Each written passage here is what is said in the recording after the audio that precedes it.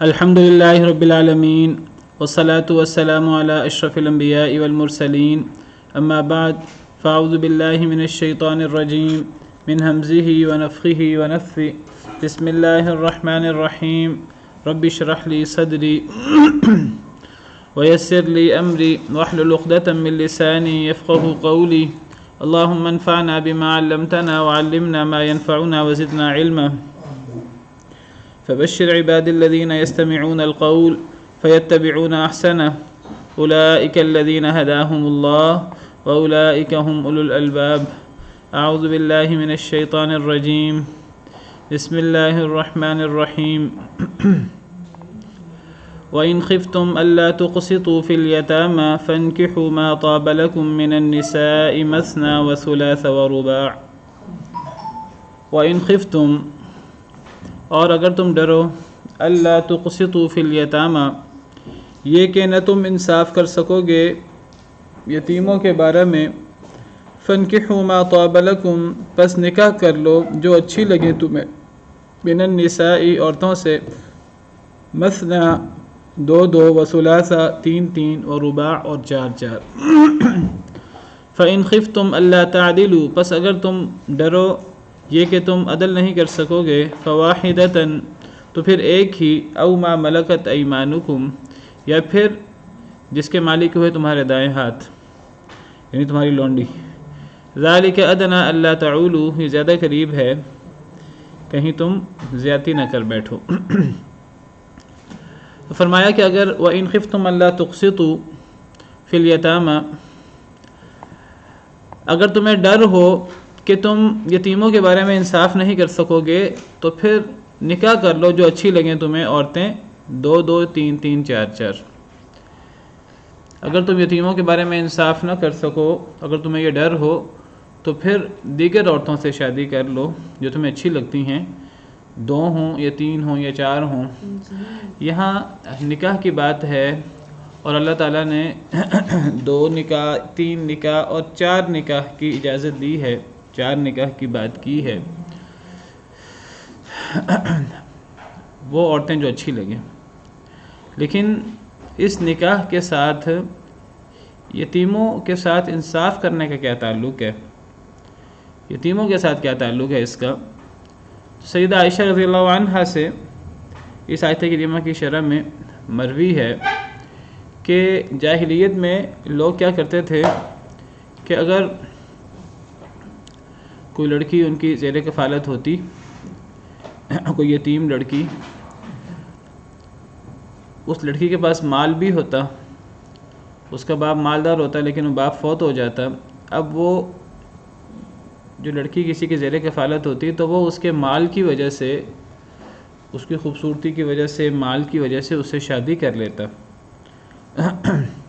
وہ غیر محرم ہوتی تو وہ اس سے شادی کر لیتا لیکن چونکہ وہ یتیم ہوتی تھی تو وہ شادی تو کرتا تھا اس کے مال کے اندر دلچسپی رکھتے ہوئے یا دیگر صفات حسن وغیرہ میں دلچسپی رکھتے ہوئے لیکن ساتھ ساتھ وہ یہ بھی سوچتا تھا کہ چونکہ یہ یتیم ہے تو اس کے بارے میں اس کا باپ زندہ نہیں ہے کوئی اس کا والی وارث نہیں ہے تو اگر میں اس پر کوئی زیادتی بھی کر بیٹھوں کوئی میں اس کے حقوق نہ بھی دوں تو مجھ سے کوئی پوچھ گچھ کرنے والا کوئی باز پرس کرنے والا نہیں ہوگا تو پھر وہ اس کو اس کے جو بیوی والے حقوق ہیں پوری طریقے سے وہ نہیں دیتا تھا دیکھیں میاں بیوی یہ بات ٹھیک ہے کہ مرد کی حیثیت شادی میں قوام کی نگران کی ذمہ دار کی ہوتی ہے اور بیوی کا کام ہے کہ وہ اس معاملے میں شوہر کی اطاعت کرے شوہر کے تابع بن کے چلے وعلیکم السلام ورحمۃ اللہ وبرکاتہ میاں بیوی اگرچہ وہ برابر کے درجے میں ہوتے ہیں برابر کے رتبے میں ہوتے ہیں تو لیکن اللہ نے مرد کو بحیثیت مرد چونکہ وہ طاقتور بھی ہے چونکہ وہ مال بھی خرچ کرتا ہے تو اللہ نے ذمہ دار نگران وہ مرد کو بنایا ہے کوئی ایک ذمہ دار ہوگا دونوں ہی اگر ذمہ دار ہوں گے تو پھر معاملہ تو نہیں چلے گا تو اللہ نے گویا کہ مرد کو قوام بنایا ہے مرد خرچ بھی کرتا ہے، ساری چیزوں کا انتظام بھی کرتا ہے، گھر کا، باقی ضروریات کا، حفاظت کا، اپنی بھی، بیوی کی بھی، بچوں کی بھی، ان کی کفالت کا خرچہ بھی اٹھاتا ہے، باہر کے کام دیکھتا ہے۔ عورت جو ہے وہ گھر کے اندر معاملات دیکھتی ہے، تو مرد قوام ہوتا ہے، نگران ہوتا ہے، عورت گھر کی ملکہ ہوتی ہے۔ تو اللہ نے ایسا سسٹم بنایا ہے، تو مرد قوام ہے اور عورت مرد کے ساتھ چلتی ہے، مرد کی بات مانتی ہے۔ لیکن اس کا مطلب یہ نہیں ہے کہ عورت کے حقوق کوئی نہیں ہوتے، عورت کی حیثیت نہیں ہوتی۔ عورت کے حقوق ہوتے ہیں، ان حقوق کا دھیان رکھنا چاہیے اور اچھا سلوک کرنا چاہیے۔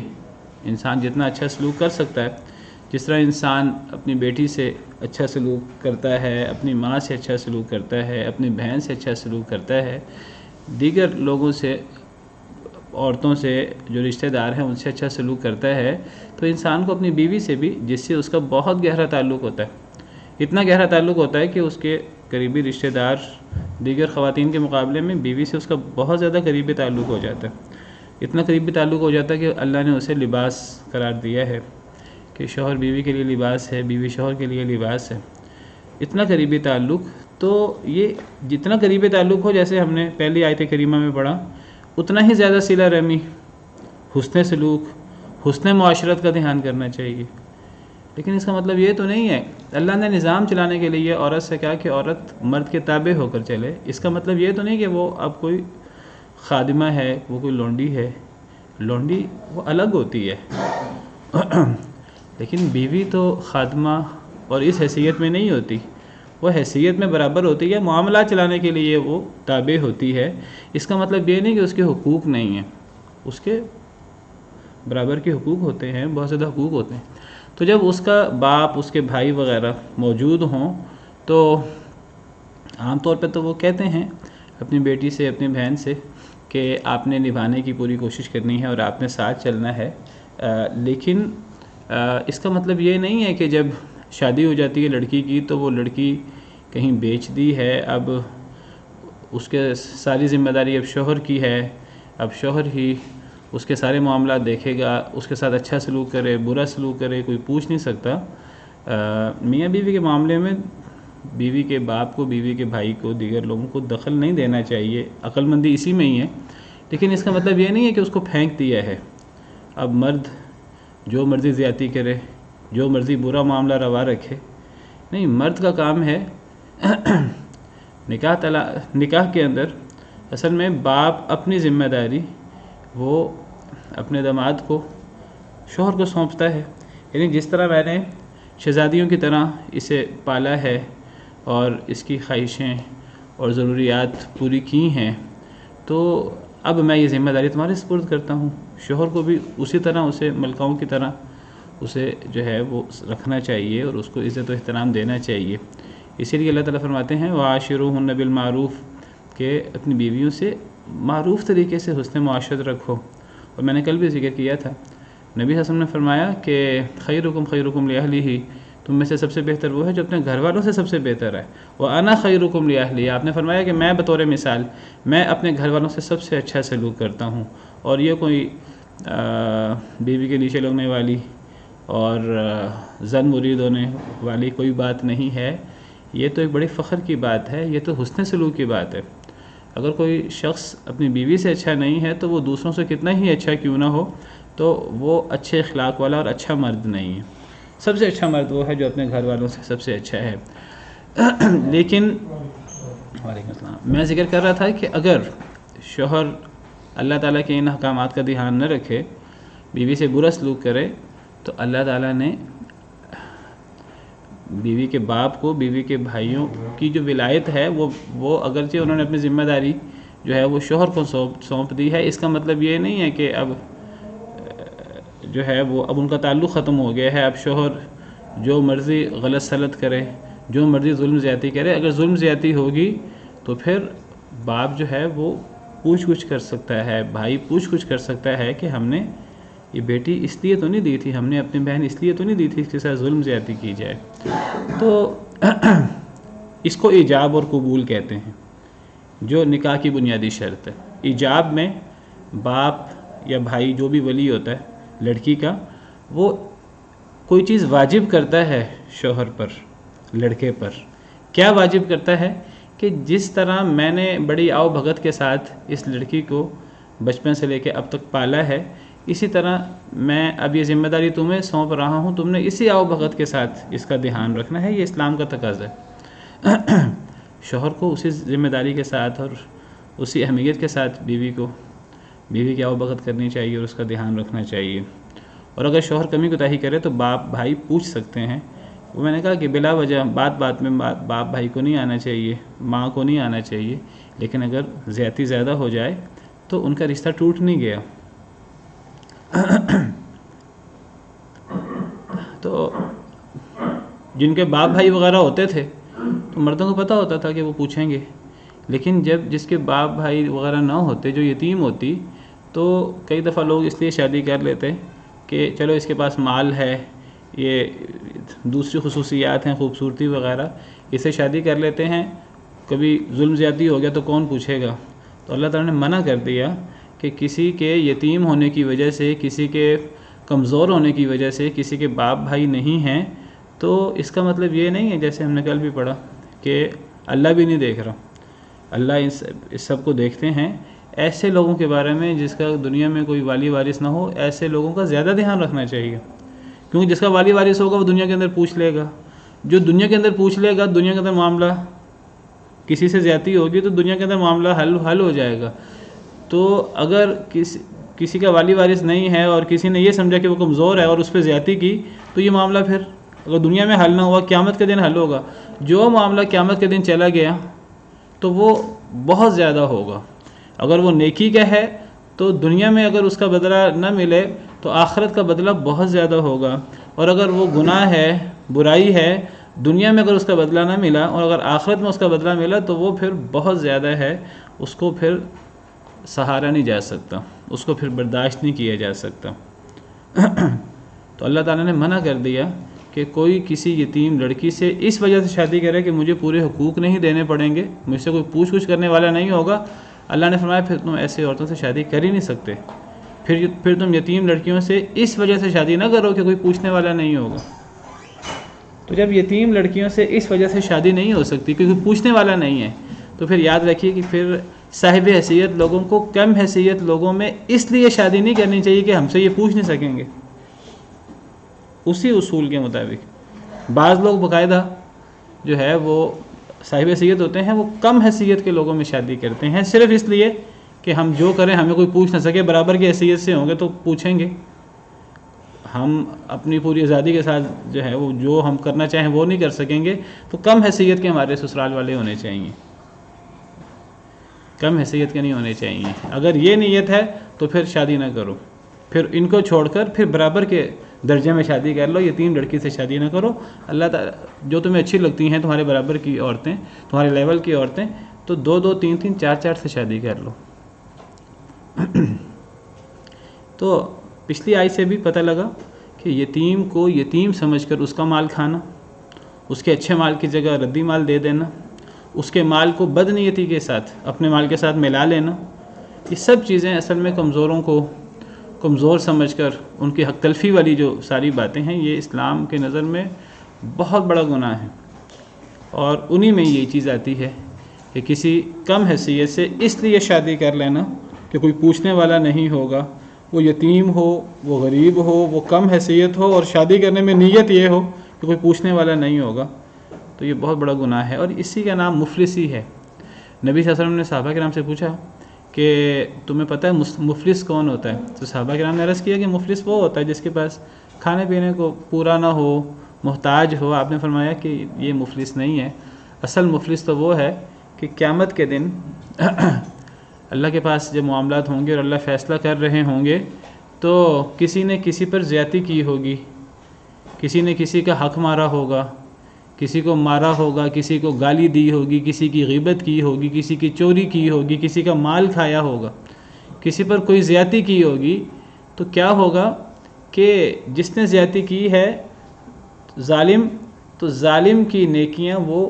مظلوم کو دے دی جائیں گی، اور اگر ظالم کی زیادتیاں زیادہ ہوں گی کہ اس کی نیکیاں ختم ہو جائیں، بہت زیادہ نیکیاں مظلوم کو دی جائیں گی۔ آپ کو پتہ ہے کہ قیامت کے دن سارا حساب کتاب وہ نیکیوں کا ہونا ہے۔ قیامت کے دن خرید و فروخت کے لیے کوئی مال نہیں ہے، کوئی اور کرنسی نہیں ہے، قیامت کی کرنسی وہ نیکیاں ہیں۔ تو قیامت کے دن جو دنیا میں اگر معاملہ صاف نہ ہوا تو پھر قیامت کے دن نیکیاں دینی پڑیں گی، اور اگر جو بندہ بد اخلاق ہوتا ہے، ظلم زیادتی کرنے والا ہوتا ہے، پھر وہ بس نہیں کرتا کسی جگہ پہ، پھر وہ بہت زیادہ ظلم زیادتی کرتا ہے۔ تو اگر نیکیاں ختم ہو گئیں تو پھر مظلوم کی جو کمیاں کوتاہیاں ہیں، برائیاں ہیں، وہ ظالم پہ ڈال دی جائیں گی۔ تو وہ ایک شخص کے پاس بڑی نیکیاں ہوں گی، لیکن وہ ظالم ہوگا، اس نے کسی کی چوری کی ہوگی، کسی کا ڈاکہ مارا ہوگا، کسی کا حق مارا ہوگا، بہن کا حصہ نہیں دیا ہوگا، یتیموں پر زیادتی کی ہوگی، کمزوروں پر زیادتی کی ہوگی، گالم گلوچ کی ہوگی، زبان کی حفاظت نہیں کی ہوگی، تو اس کے بعد بڑی نیکیاں ہوں گی، لیکن اس کی نیکیاں ختم ہو کر وہ گناہوں کے انبار لے کر اس کو جہنم میں پھینک دیا جائے گا، والعیاذ باللہ۔ یہ ہے مفلس، والعیاذ باللہ۔ تو کسی کو اس کی کمزوری کی وجہ سے دبانا، اس کا اسلام سے کوئی تعلق نہیں ہے۔ مسلمان کون ہوتا ہے؟ نبی صلی اللہ علیہ وسلم نے فرمایا المسلم من سلم المسلمون من لسانہ و یدہ۔ حقیقی مسلمان تو وہ ہے کہ دوسرے مسلمان اس کی زبان اور اس کے ہاتھ سے محفوظ رہیں۔ یہ تو عام مسلمانوں کی بات ہے، جیسے ہم نے کل بھی پڑھا، پرسوں بھی، یہ جو دوسروں سے حسن سلوک کرنا ہے وہ غیر ہو تو غیر سے بھی کرنا ہے، وہ جتنا قریبی ہوتا جائے گا اتنا حسن سلوک اور صلہ رحمی بڑھتی جائے گی۔ اگر قریبی ہے تو قریبی کو آپ کے زبان اور آپ کے ہاتھ سے زیادہ محفوظ ہونا چاہیے۔ یہ کیسا اسلام ہے کہ ایک بندے کے ہاتھ اور زبان سے اس کے دوست غیر تو محفوظ ہیں لیکن گھر والے محفوظ نہیں ہیں، ماں باپ محفوظ نہیں ہیں، بیوی بچے محفوظ نہیں ہیں، بھائی محفوظ نہیں ہیں، بہن بھائی، حالانکہ ان سب کا حق تو زیادہ ہوتا ہے۔ یہ تو منافقت ہے، اللہ معاف کرے، اللہ معاف کرے۔ تو اصل نیکی یہ ہے کہ انسان کی زبان اور انسان کے ہاتھ سے سب سے پہلے اس کی بیوی، اس کے بچے، اس کے ماں باپ، اس کے بہن بھائی، اس کے رشتہ دار، الاول فالاول۔ اسلام میں درجات ہیں ہر چیز کے، تو اس کے مطابق تو اللہ نے منع کر دیا کہ یتیموں سے اس نیت سے شادی نہیں ہو سکتی۔ جی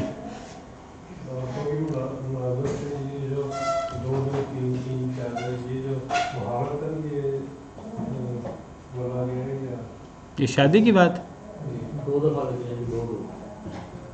نہیں، اگر تمہیں ڈر ہو کہ تم یتیموں سے انصاف نہیں کر سکو گے، انسان یتیم لڑکی سے شادی کر سکتا ہے، لیکن اگر نیت یہ ہوئی کہ کوئی مجھ سے پوچھنے والا نہیں ہوگا تو کوئی زیادتی ہو گئی تو کون پوچھنے والا ہوگا، فرمایا اگر تمہیں یہ ڈر ہے پھر ان سے شادی نہ کرو، پھر ایسی عورتوں سے شادی کرو جو تمہیں اچھی لگیں، دو دو تین تین چار چار، دو شادیاں بھی کر سکتے ہو، تین بھی کر سکتے ہو، بیک وقت چار بھی کر سکتے ہو۔ یہ محاورہ نہیں ہے، یہ یعنی اللہ تعالیٰ نے اجازت دی ہے کہ مرد بیک وقت دو تین چار عورتوں سے شادی کر سکتا ہے، اس کو اجازت ہے دو تین چار کی۔ جی جی جی یتیم اس لڑکی کو کہتے ہیں جو بالغ نہ ہو، بالغ ہونے کے بعد پھر یتیم نہیں رہتی، جس کی جو یتیم لڑکی ہے وہ شادی ہونے تک، اور جو لڑکا ہے وہ بالغ ہونے تک۔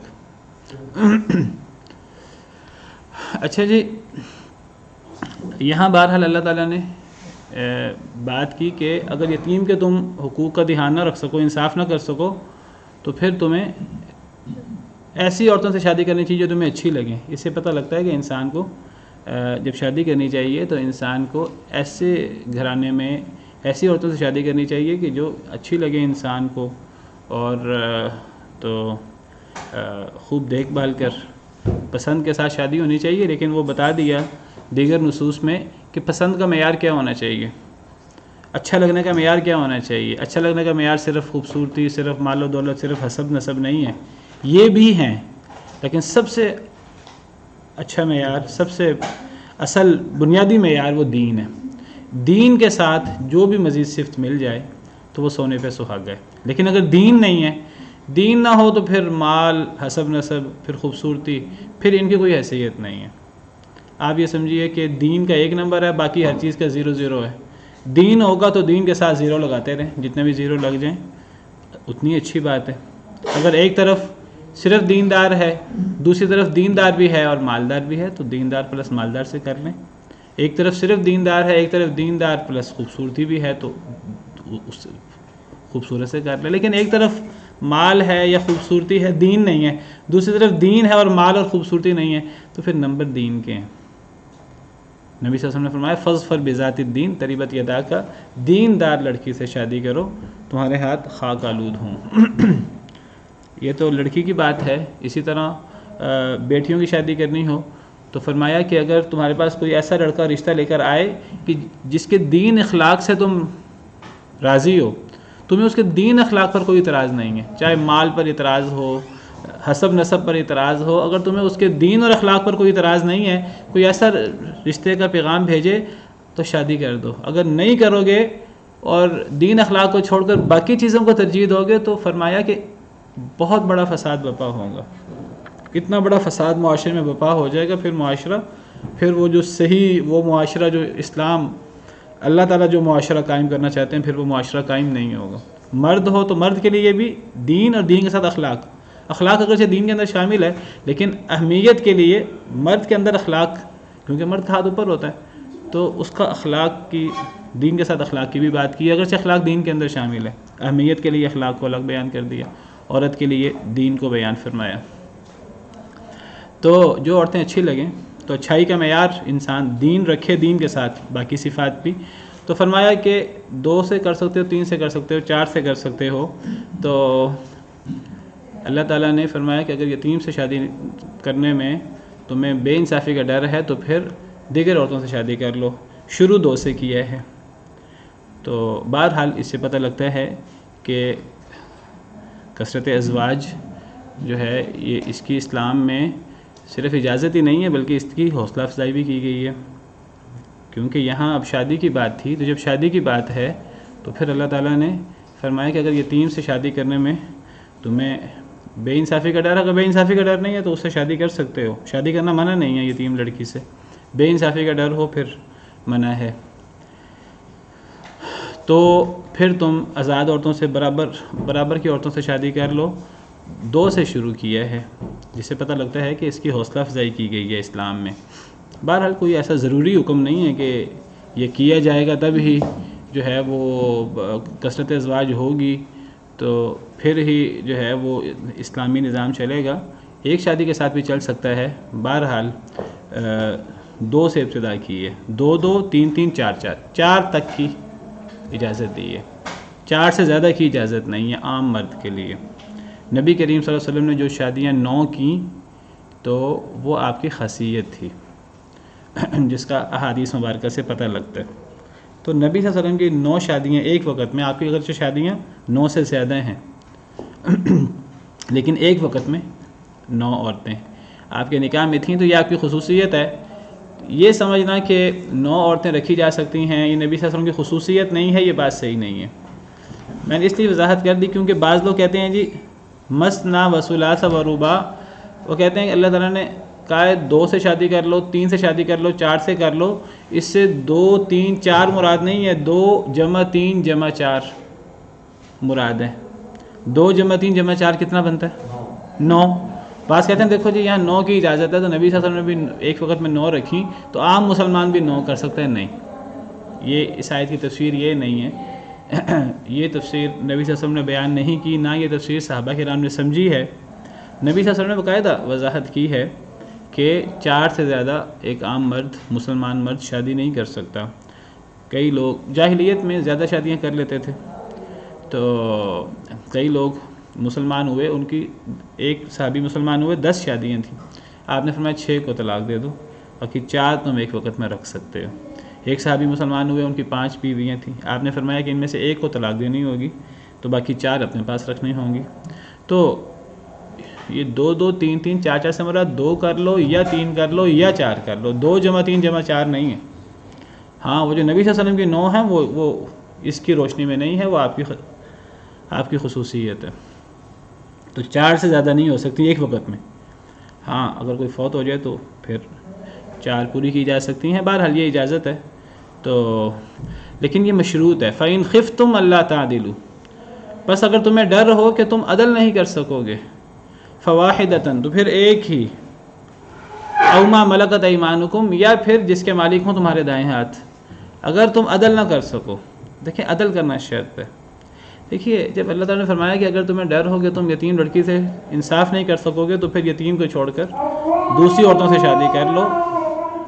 تو میں ذکر کر رہا تھا کہ جب اللہ تعالیٰ نے فرمایا کہ اگر تم یتیم لڑکی کے یتیم ہونے کی وجہ سے، اس کا والی وارث نہ ہونے کی وجہ سے، کم تر ہونے کی وجہ سے تمہیں بے انصافی کا ڈر ہو تو تم اس سے شادی نہ کرو، بلکہ بہتر ہے کہ تم اپنے برابر کی لڑکی سے شادی کرو، 2 3 4. تو جب اللہ تعالیٰ نے وہاں بے انصافی ہو تو فرمایا کم تر سے بھی بے انصافی نہیں کرنی، تو برابر کے درجے والے سے بے انصافی کیسے ہو سکتی ہے؟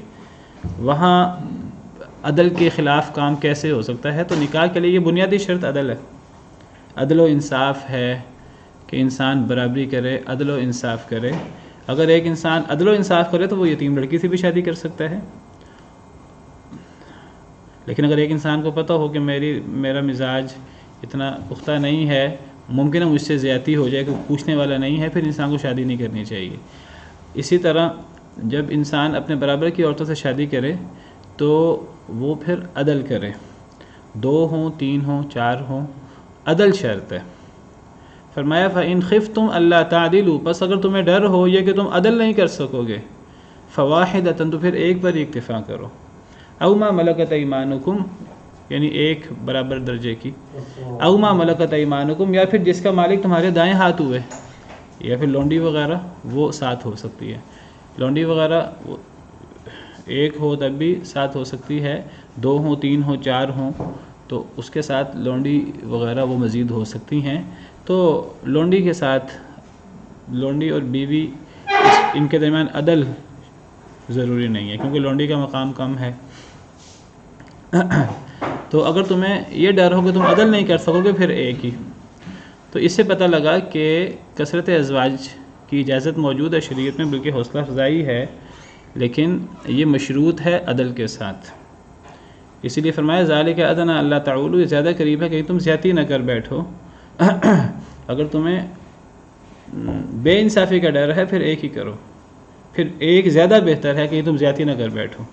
لیکن اگر ایک انسان جو ہے وہ عدل کرنے والا ہے، اسے اپنے مزاج کے پتہ ہے کہ میں بے انصافی نہیں کروں گا، میں انصاف کروں گا، پھر زیادہ بہتر کثرت ازواج ہے، کیونکہ اللہ تعالیٰ نے 2 سے شروع کیا ہے، 2 3 4 کی بات کی ہے. سیدنا ابن عباس رضی اللہ عنہ، صحیح بخاری کی حدیث ہے، حضرت سعید بن جبیر بہت مشہور تابعی کبار تابعین میں سے ہیں. حضرت سعید بن جبیر کہتے ہیں حضرت ابن عباس کے خاص شاگرد ہیں، صحیح بخاری کی حدیث 5069. کہتے ہیں کہ مجھ سے حضرت ابن عباس نے کہا حل تزوجت، کیا تم نے شادی کی ہے؟ قلت میں نے عرض کیا لا، میں نے شادی نہیں کی. تو سیدنا ابن عباس نے فرمایا فتزوج، شادی کر لو، فإن خیر هذه الامة اکثرها نساء، اس امت کے سب سے جو افضل اور سب سے بہتر جو شخص تھے ان کی شادیاں زیادہ تھیں. کون؟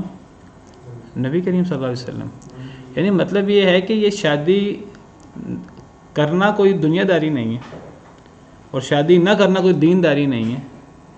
شادی کرو، شادی دین کی راہ میں رکاوٹ نہیں ہے. 1 کرو 2 کرو 3 کرو 4 کرو، اس امت کے سب سے افضل کی شادیاں زیادہ تھیں. دیکھو پھر بھی اس چیز نے انہیں دینداری سے نہیں روکا، اور آپ دین کے ایسے اعلیٰ ترین معیار پر تھے، آپ کا اسوہ اتنا کامل ہے کہ امت میں سے کوئی اس اسوہ تک پہنچ ہی نہیں سکتا. تو یہ شادی کرنا یا زیادہ شادیاں کرنا، کثرت ازواج، یہ انسان کو جو ہے وہ دنیا دار نہیں بنا دیتی، بلکہ اگر انسان جو ہے وہ اپنے اوپر کنٹرول کرنے والا ہو، عدل کرنے والا ہو، تو یہ چیز انسان کو باقاعدہ دین میں زیادہ کامل کر سکتی ہے، زیادہ دیندار بنا سکتی ہے. ہمارے ہاں بعض لوگ جو ہیں وہ دوسری شادی کی بات کرتے ہیں، اور بیوی کو تنگ کرنے کے لیے، بیوی کو چڑھانے کے لیے، تو بیوی کو چڑھانے کے لیے دوسری شادی کی بات نہیں کرنی چاہیے. بعض لوگ دوسری شادی کی بات کرتے ہیں اور دوسری شادی کے ساتھ، دوسری تیسری شادی کے ساتھ یہ بات کرتے ہیں کہ ہماری لڑکی سے شادی کرنا، اور اس انداز سے. تو بہتر یہ ہے کہ جب انسان دوسری شادی کرے، تیسری شادی کرے، چوتھی شادی کرے، تو ایسی عورتوں سے شادی کرے کہ جن کے مسئلے مسائل ہیں، جن کی زیادہ عمر ہو گئی ہے، ان کی شادی نہیں ہو رہی، گھر بیٹھی ہوئی ہیں، یا جو چھوٹی عمر میں بیوہ ہو گئی ہیں، یا جو مطلقہ ہیں، طلاق یافتہ ہیں. تو ایسی عورتوں سے انسان دوسری تیسری چوتھی شادی کر لے. تو اگر ایسی عورتوں سے شادی کی جائے تو معاشرے کا ایک بہت بڑا سنگین مسئلہ حل ہو سکتا ہے. یہ دوسری شادی، یہ کثرت ازواج، یہ ایسی صورت میں معاشرے کے اندر بہت بھلائی کا کام کر سکتی ہے.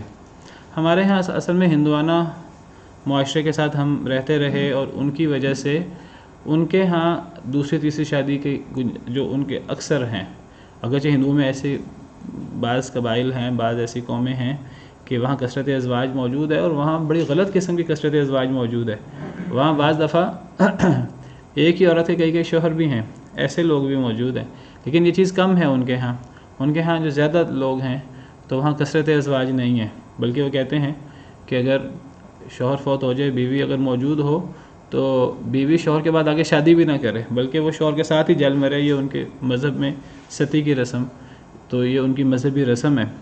تو وہاں سے ہندوؤں سے ہمارے ہاں یہ رواج آیا کہ ایک سے زیادہ شادی نہیں کرنی چاہیے، یا کوئی بیوہ ہو جائے تو اس کی آگے شادی نہیں کرنی چاہیے. تو یہ بالکل غلط رواج ہے.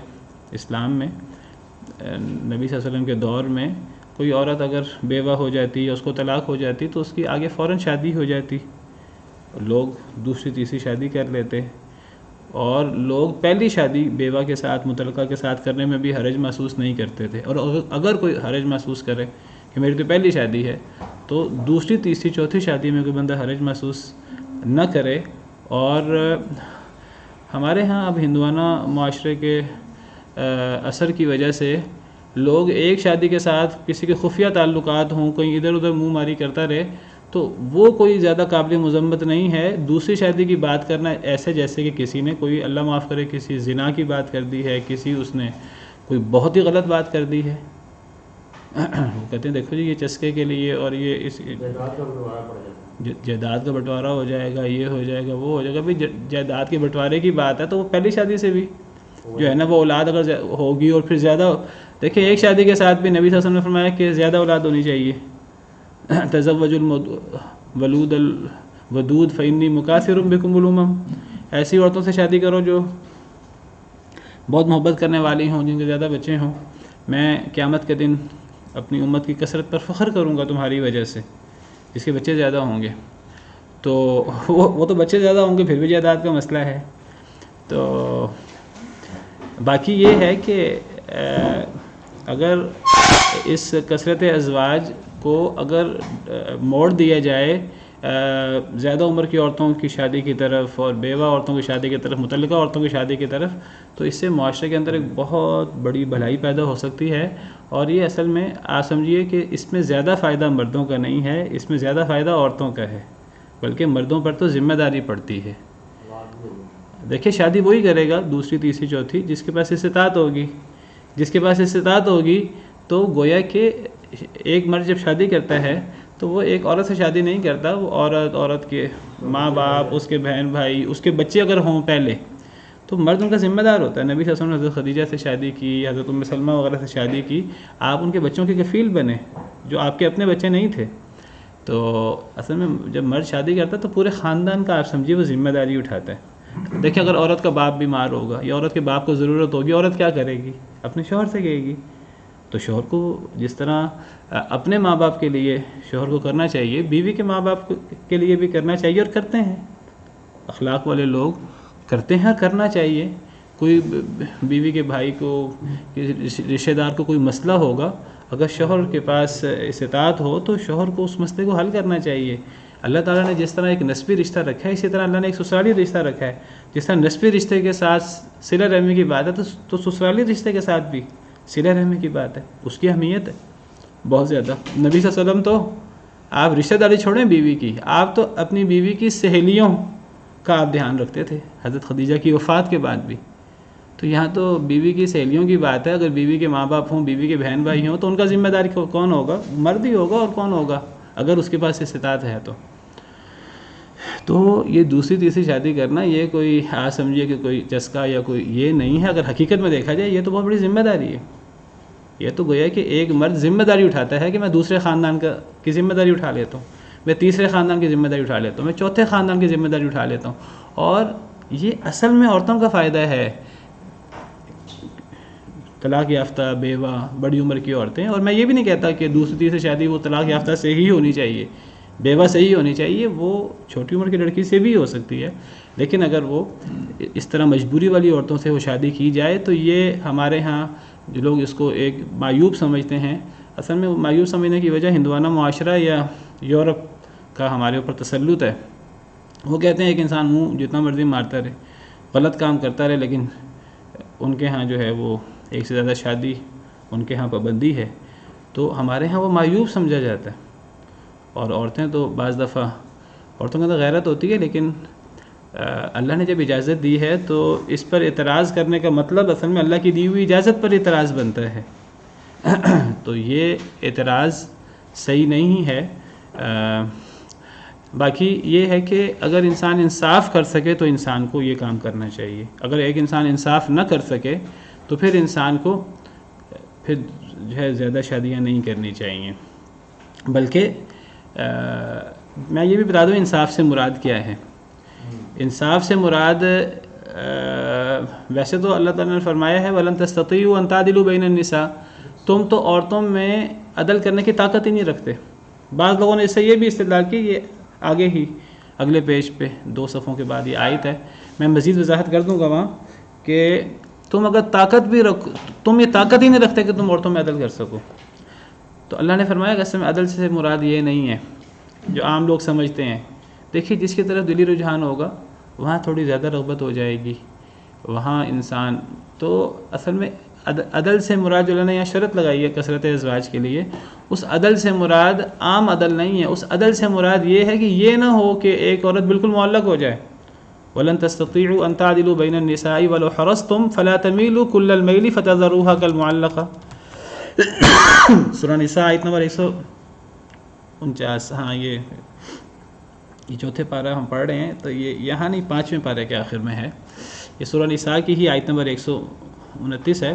اللہ فرماتے ہیں کہ اگر تم جتنی کوشش بھی کر لو تم عورتوں میں عدل نہیں کر سکتے. اس سے بعض لوگوں نے یہ بھی استدلال کرنے کی کوشش کی کہ انسان کو دوسری شادی کرنی نہیں چاہیے, تیسری کرنی. اللہ نے تو عدل کے ساتھ اجازت دی ہے, اور اللہ خود فرما رہے ہیں کہ تم جتنی بھی کوشش کر لو تم عدل نہیں کر سکتے.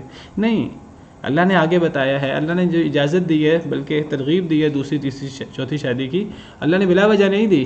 اللہ نے یہاں عدل کا مفہوم بتایا ہے, فَلَا تَمِيلُوا كُلَّ الْمَيْلِ فَتَذَرُوهَا كَالْمُعَلَّقَةِ. یعنی یہ نہ ہو کہ ایک اور اس طرف مکمل جھک جاؤ, دوسری کو مکمل چھوڑ دو, اس کے ضروریات کا دھیان ہی نہ رکھو. ایسا نہیں ہونا چاہیے. تھوڑی بہت اونچ نیچ ہو, ویسے تو انسان کو اس سے بھی بچنا چاہیے, لیکن انسان جتنا بھی بچے اونچ نیچ تو ہو جاتی ہے. اس سے منع کیا گیا ہے کہ دوسری بالکل معلق نہ ہو جائے.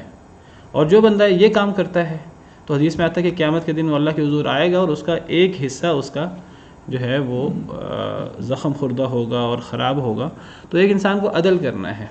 اچھا یہاں میں یہ نقطہ بھی بتا دوں کہ جو عدل ہے یہ لوگ سمجھتے ہیں کہ کثرت ازواج کے لیے عدل ہے. یہ صرف کثرت ازواج کے لیے عدل نہیں ہے, یہ پہلی شادی کے لیے بھی عدل کی شرط ہے. جو لوگ کہتے ہیں نا کہ انسان کثرت ازواج اس لیے نہ کرے کہ عدل نہیں کر سکتا, میں کہتا ہوں جو عدل نہ کرے اس کو پہلی شادی بھی نہیں کرنی چاہیے.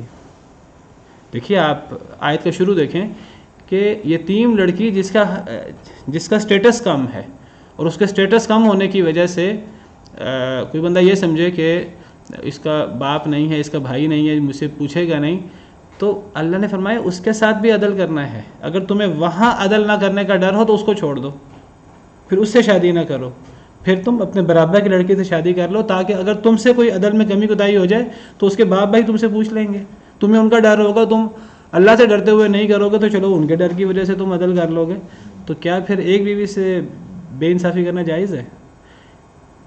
تو جس طرح دوسری تیسری چوتھی شادی کے لیے عدل کی شرط ہے, پہلی شادی کے لیے بھی عدل کی شرط ہے. جو لوگ یہ سمجھتے ہیں کہ عدل نہ کرنے کی وجہ سے کثرت ازواج نہیں ہو سکتی, تعدد ازواج نہیں ہو سکتی, تو ایسے لوگوں کو پہلی شادی سے بھی رک جانا چاہیے. اللہ معاف کرے. تو انسان کو عدل و انصاف کرنا چاہیے. وہ کسی کم مرتبے کی لڑکی سے شادی کرے، برابر کے درجے کی لڑکی سے شادی کرے، یا 2 2 3 3 4 4 کی بات کرے.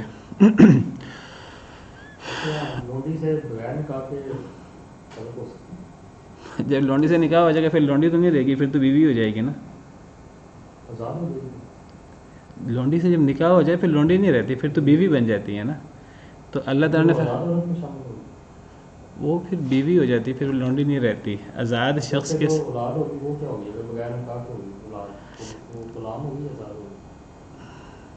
دیکھیے اگر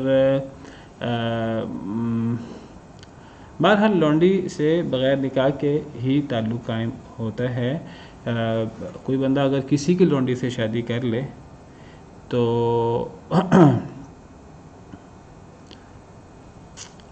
اگر وہ خود آزاد ہوگا تو اس کی اولاد آزاد ہوگی. اولاد کی نسبت تو شوہر کی طرف ہوتی ہے نا.